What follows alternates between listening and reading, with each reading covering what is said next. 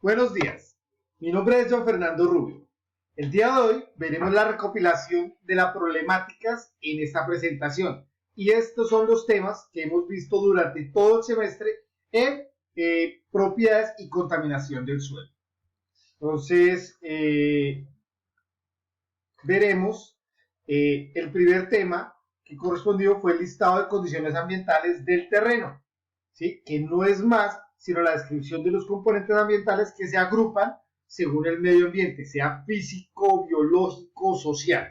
Entonces, acá vemos el primero de ellos, que es la actitud promedio de agroecosistemas, que son ecosistemas transformados, proporcionan recursos naturales para las actividades agropecuarias y poseen las características propias que lo diferencian de otros. Veremos también lo que es la temperatura, que ya sabemos todos que es una temperatura y por eso no vamos a leer el texto que requiere, porque ya sabemos que es una temperatura. Pero sí la evapotranspiración, que es el conjunto de pérdidas físicas de la evaporación biológicas y la transpiración de las plantas del suelo en vapor del agua. Y se expresa en milímetros por unidades de tiempo. La siguiente que vamos a ver es el brillo solar y las horas durante luz, que esa representa el tiempo total durante el cual incide la luz directa sobre alguna localidad. Igual que la nubosidad, que está cubierto de nubes, si esa condición es frecuente, entonces esto se conoce como nubosidad. Igualmente la radiación solar, que es el conjunto de radiaciones electromagnéticas emitidas por el sol. Acá como vemos, se diferencia porque kW por metro cuadrado. El nivel freático, el nivel superior de una capa freática o de un acuífero en general, también se conoce como una capa freática, manto freático. Acá también, pues, esto es con las situaciones de agua que tenemos también sobre un terreno pantanoso, por ejemplo, que lleguemos a un lado y de una vez vamos entonces a pisar y esto de una vez se nos va con mucha agua o a ver a cuánto tiempo vamos a perforar para encontrar agua, entonces esto se le conoce también el nivel freático.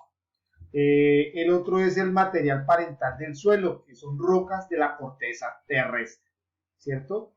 Para este tema ya pues nos corresponde a las órdenes taxonómicas del suelo, que esto es un sistema de clasificación que usa aproximaciones para determinar la capacidad de un suelo para encajar en la categoría de predefinidas. Acá vemos los oxisoles, que son suelos evolutivos típicos de ambientes tropicales.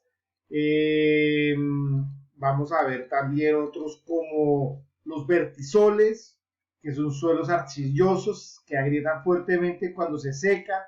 Su reacción se encuentra entre ligeramente ácida y fuertemente alcalina. Vemos los aridisoles, que son suelos que se presentan en climas muy secos. Los ultisoles, que son suelos evolucionados horizontalmente acumulados en arcilla, que se han evolucionado desde las partes superficiales del suelo. Las arenas acumuladas son de baja calidad, por lo que el suelo es ácido y poco fértil. A eso le denominamos, como ya les decía, los ultisoles. Igual que los mojisoles, que son suelos que presentan adecuadas propiedades físico-químicas en la zona para sus raíces. Los alfisoles, que en estos suelos también se ha formado un horizonte de acumulación de arcilla, que se ha movido desde la parte superior del suelo, pero a diferencia del ultisol, se ordenan las arcillas acumuladas son de mejor calidad, por lo que se presenta una saturación de bases altas. También vemos pues los insectisoles, entisoles, entonces estos son algunos, pero para ver eso que pasamos, que vimos, también tenemos que ver algo bien importante como es la textura, que es aquella propiedad que establece las cantidades relativas que se encuentran las partículas de de diámetro menor a 2 milímetros, es decir, la tierra fina del suelo, o sea, así es que uno la coge y es súper, pero súper fina, que pasa por todo lado, mejor dicho. Vamos a ver también alguna como es la estructura, ¿sí? Que es la unión de partículas sólidas del suelo entre sí por fuerzas electrostásticas entre partículas y otros elementos del suelo como agua o los cationes, que también llamamos. La porosidad, que es bien importante porque es el volumen que hay disponible en el suelo para los líquidos y los gases. Otra es la humedad del suelo, que es la cantidad de humus que incrementa la cantidad de agua que puede almacenar el suelo. Sobre todo si es un suelo arenoso, mejora totalmente esto, mejora notablemente las relaciones hídricas del suelo y aumenta la actividad química y biológica del suelo. También pues acá vamos a ver la reacción del suelo por situación de pH, que es la descomposición orgánica que contiene el humus. Igual también vamos a ver también el otro, que es la acidez de alcalinidad, ¿cierto? Que es aquella propiedad que establece el grado de acidez o alcalinidad y tiene una gran influencia en muchas de sus propiedades físico-químicas y biológicas. En términos generales es considerada como un ácido cuando tiene la capacidad de ser protones del agua que actúan como ácidos y esto origina un hidróxido, ¿cierto? Bueno, hay otra que es la materia orgánica, que hay otros también que son organismos del suelo, que son los conjuntos de organismos que componen un servicio vivo. Y su unidad básica es la célula y en ella se lleva a cabo procesos químicos para su metabolismo. Por eso también es bien importante. Ahí vamos a ver, antes de ver el triángulo, tenemos que ver la textura del suelo. Y por eso también existen escalas de clasificación de texturas y la internacional y la americana, de las cuales la americana es la más usada, ¿cierto? Que es esta. Entonces ahí ya nos dice el porcentaje de arcilla, el porcentaje de limo, el porcentaje de arena. Entonces estas líneas trazadas en el triángulo, que son paralelas, a los dos lados se fijan los límites porcentuales, así como lo vemos acá en la gráfica. Vamos a tomar el ejemplo. Si un suelo contiene el 60% de arena, el 30% de limo y el 10% de arcilla, este corresponde a una textura franca arenosa.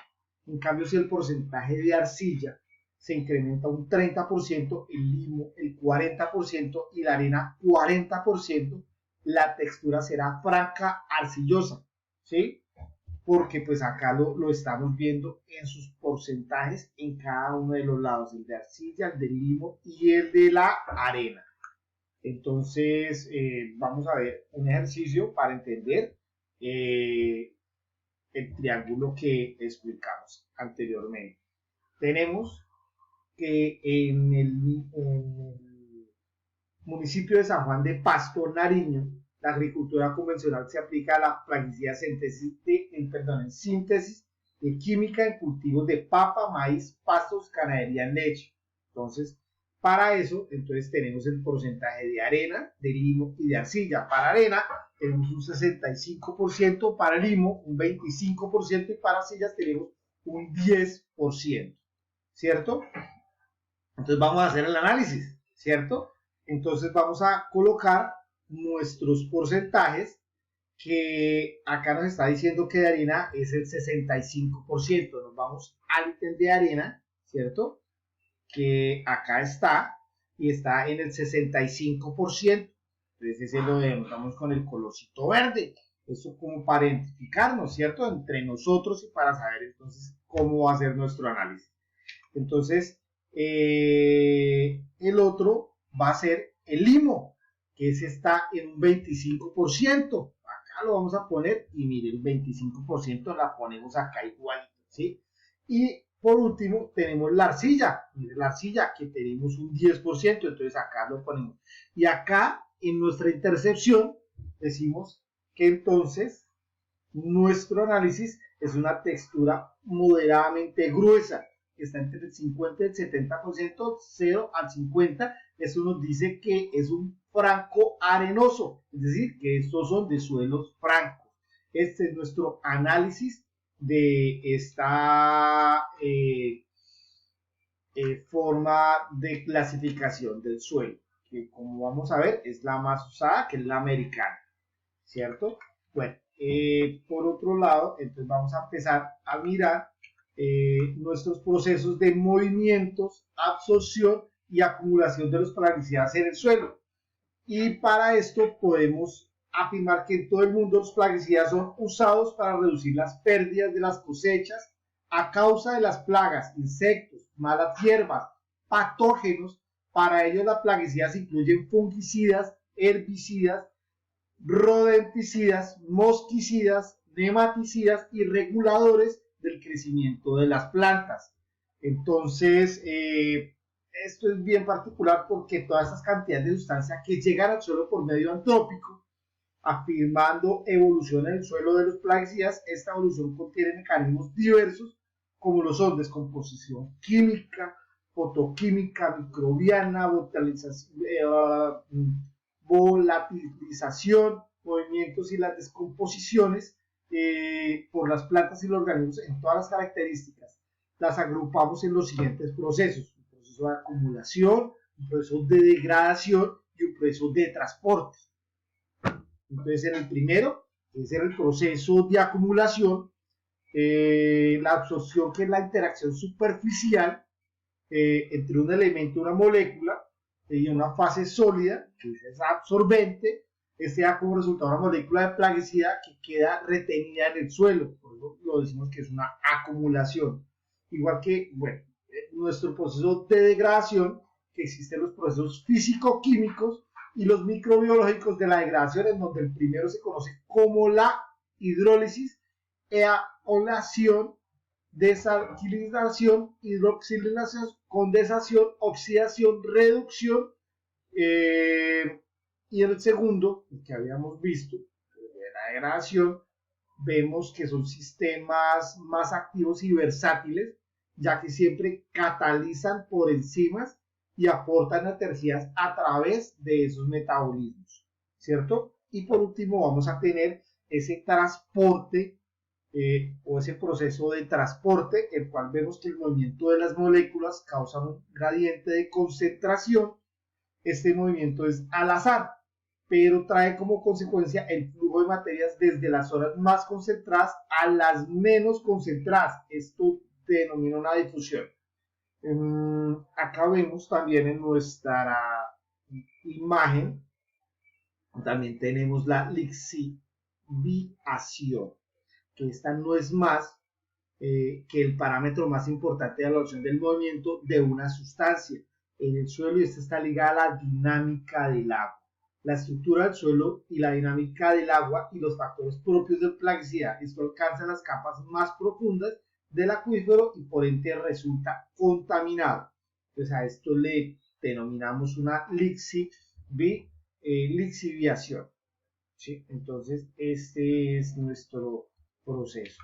Hay otro que en el siguiente trabajo, casi que ya por último, nos dice que describe brevemente los tipos de hidrocarburos, procesos y impactos biológicos en el suelo, y que estos son conjuntos, ¿sí?, de organismos cuyas moléculas están formadas por átomos de carbono e hidrógeno. Y por tanto, en función del tipo de hidrocarburo, su estructura varía. Por tanto, su clasificación puede ser la siguiente, que eso los denominamos como hidrocarburos acíclicos, que son compuestos que contienen exclusivamente carbono e hidrógeno y no tienen anillos en su estructura, y se clasifican en hidrocarburos acíclicos, saturados y los no saturados, ¿cierto?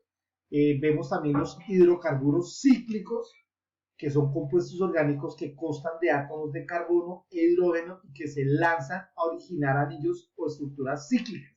Y su nombre, igual que los hidrocarburos, que son alcanos, alquenos, alquinos del mismo número, son de átomos, igual que los del mismo número de átomos de carbono, pero se antepone el prefijo cíclico, ¿sí?